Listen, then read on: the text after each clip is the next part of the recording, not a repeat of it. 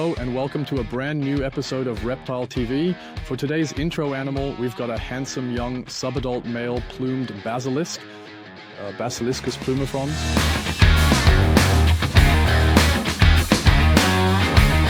Unfortunately, he's right in the middle of shedding. That's the downside with reptiles.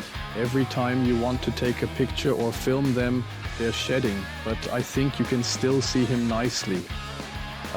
Plumed basilisk, like I said, a subadult, a pretty central, maybe central to south, no, I think just Central American type of iguana species.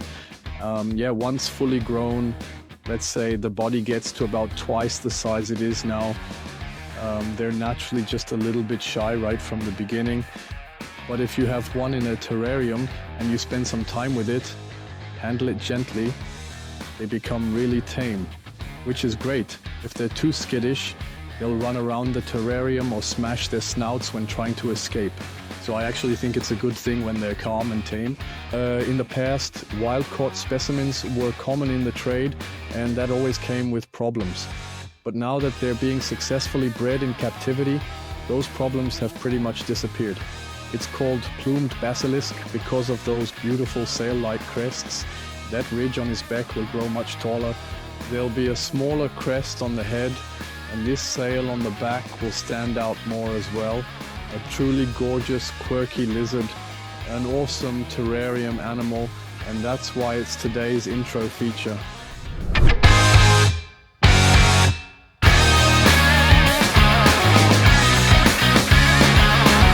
topic, forbidden reptiles. This is a species you're not allowed to keep in Germany or basically anywhere in Europe. Pretty sensational topic, I'd say. But forbidden reptiles is a real thing, and there are a handful of reptile and amphibian species that are banned from being kept in Germany or across Europe. And those are what I want to show you today. The classic example is the pond sliders. I'm starting with those because they've probably been known the longest as an invasive species, and maybe some of you have even spotted one out in the wild at some point. These are Trachemys scripta, that's the scientific name. There are several subspecies, or really three: Scripta, Scripta elegans, and the third one, Scripta trusti. These are pond sliders, North American pond sliders that are banned here. The reason they're banned is either because people released them at some point when they didn't want them anymore, or they escaped into nature by accident. Someone wasn't paying attention in the garden, or who knows how. And they're actually a real problem for our local wildlife, mostly the fauna, because they've reproduced over the past few decades in gravel pits and lakes. So they're not just surviving, they're actually breeding, forming populations and disrupting the natural balance we have here. So there's definitely a reason for the ban. I also definitely think the measure is the right one, that they were banned in Germany, or rather Europe, because they really do interfere with our native fauna and are actually able to survive here and even form populations, as we've seen. Then let's stick with turtles for now. You've probably already heard of the alligator snapping turtle and the common snapping turtle, right? Alligator snapping turtle, macrochelis, and snapping turtle, Chelydra serpentina. Those are two turtle species. For one thing, they get absolutely huge, and for another, well, they're North American species. And honestly, I'm not sure if they could actually reproduce here. I seriously doubt it. I think our climate is too harsh for them to breed. At least I haven't heard of it happening. If any of you know whether a population is actually possible, feel free to post it in the comments. I'd honestly find that super interesting. So feel free to give feedback on it. I think one of the main reasons is that they can survive in Germany, or in Europe, at least in the warmer regions. I don't know, around here in the Black Forest, I think, or actually I'm pretty sure they wouldn't make it through the winter. They just wouldn't survive. But in the warmer regions, like the lower Rhine or upper Rhine, they can survive the winter, and their size is another factor. That's definitely part of the thinking behind the legislation. Like, could they also pose a danger to humans if there was some kind of accident? I think these animals are probably really shy. And honestly, I've never actually heard of any kind of incident. But the possibility does exist that these turtles, which grow really large, could bite someone. And if they did bite someone, it would probably be pretty bad. They can bite incredibly hard. They've got insane jaw strength. Like I said, I've never heard of a single case where something happened, but I think the government is just playing it safe. And like I said, they can definitely survive in many parts of Germany and Europe too. I always kind of add Europe in parentheses since, well, we basically have European-wide legislation in place. That's why, so I'd say probably rightfully on the banned list. The probably part is just because of the potential danger. Could they really pose a threat or not? Just to give a silly example, let's say there's a badger in the wild and it bites me, then sure, that's extreme or dangerous or could leave a nasty wound. But a badger would never bite me because it's so shy. You can run around the forest as much as you like, day or night, you'll probably never see a badger. The only badgers people ever see are the ones hit by cars on the road. But like I said, they're so shy that encounters just don't happen.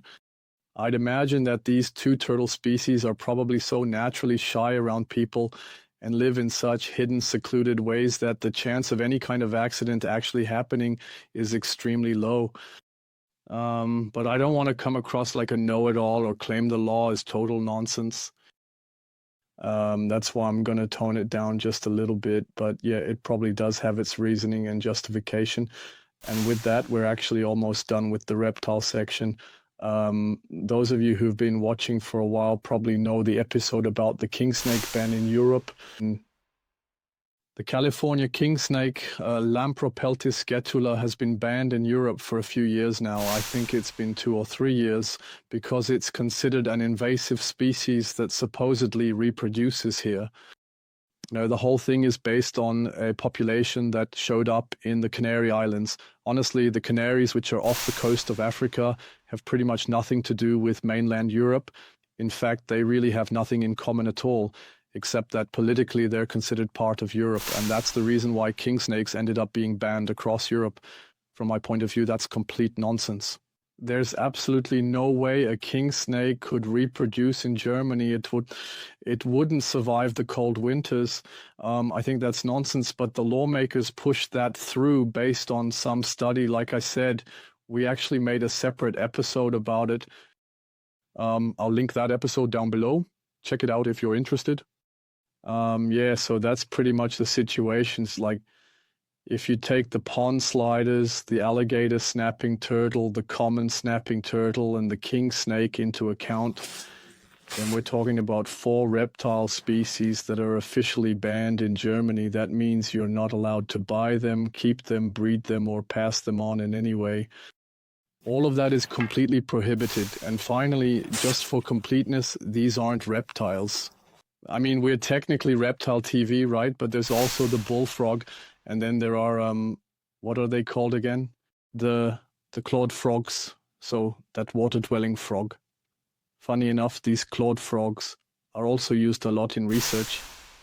I honestly don't even know why they're so interesting for scientific research, these clawed frogs. But I do know they're used, or at least used to be used, in a lot of labs. Well, they were, at least. Nowadays, like I said, they're banned, so they're also on the prohibited species list. So if we expand the topic a bit beyond reptiles to terrarium animals in general, then bullfrogs and clawed frogs are part of that too. If you want to keep them better moved, go to Africa, Asia, wherever, just not Europe. So yeah, for completeness, those 2 amphibians are also included. That was a whirlwind run-through of the banned species. A short and punchy episode. We couldn't really show you much footage for this one. Had to kind of improvise a little here and there. Still, I think it's a fascinating topic. Maybe even basic knowledge every reptile keeper should have, knowing what you're not allowed to keep. I'm looking forward to your comments, especially on what I mentioned earlier. If you've got any knowledge on that, feel free to leave a comment below. Otherwise, give it a thumbs up if you enjoyed it. Subscribe to Reptile TV, super important. Then you're allowed to watch Reptile TV anytime for free. And with that, I'm looking forward to the next episode and check my balls.